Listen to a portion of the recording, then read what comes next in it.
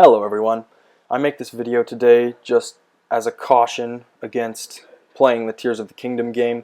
So spoiler alert and also creep alert. There are like major creepy images in this. But anyway, I personally have played Breath of the Wild and I enjoyed it. I played it a lot with my siblings and it was a blast.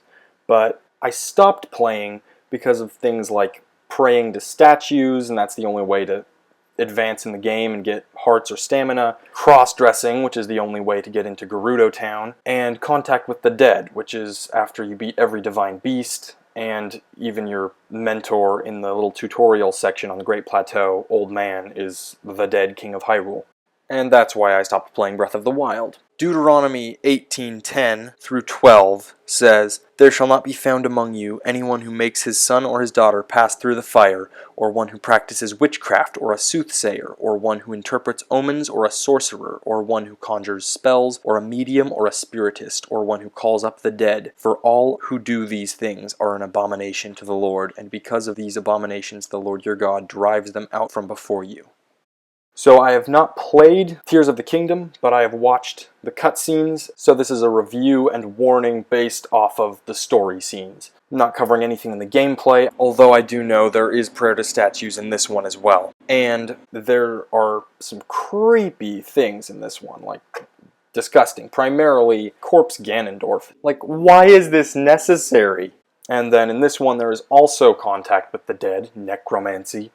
Yes. I am your ancestor from a time long ago.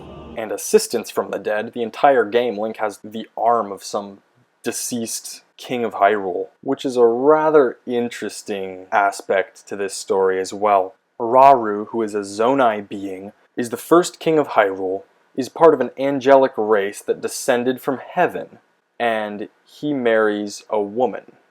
He also has these special little stones, secret stones, little powers he gives to people, and he's really weird looking. He's got a third eye and he's got these weird little tassels hanging off of his big ears, and it looks kind of like a llama or a goat or something like that. I don't know, it's kind of weird. But what's interesting about that is, for those of you who are not familiar with it, in Genesis 6 and also in the book of Enoch, there's the story of the Watchers, the angels who descend from heaven, who marry women, teach men these special secret arts, and they disobeyed God and got punished big time. Long story short, they're the reason for Noah's flood, and so needless to say, they're the bad guys. But in this story, Rauru is supposed to be a good guy.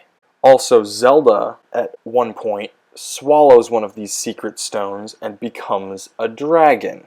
She shapeshifts into an immortal dragon. Shapeshifting is a satanic practice.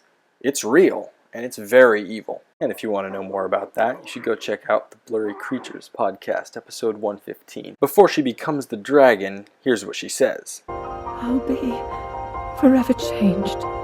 1 Corinthians 15:51 through 52. Behold, I tell you a mystery. We shall not all sleep, but we shall all be changed, in a moment, in the twinkling of an eye, at the last trumpet. For the trumpet will sound, and the dead will be raised incorruptible, and we shall be changed. Zelda, however, is changing herself into the image of Satan, a dragon.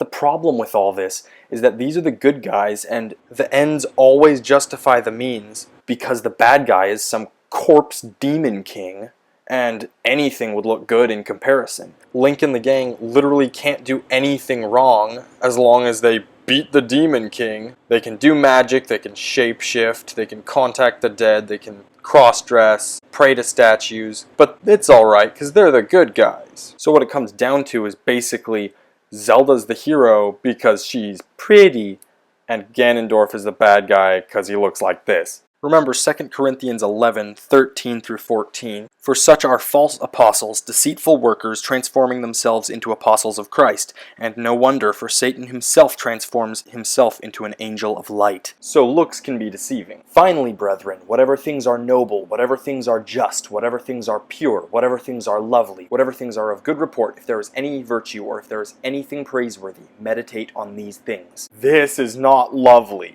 So I hope you'll consider what I've said today, and just don't throw away your discernment. Alright, that's all I have to say for now. Thanks for watching, and have a fabulous day.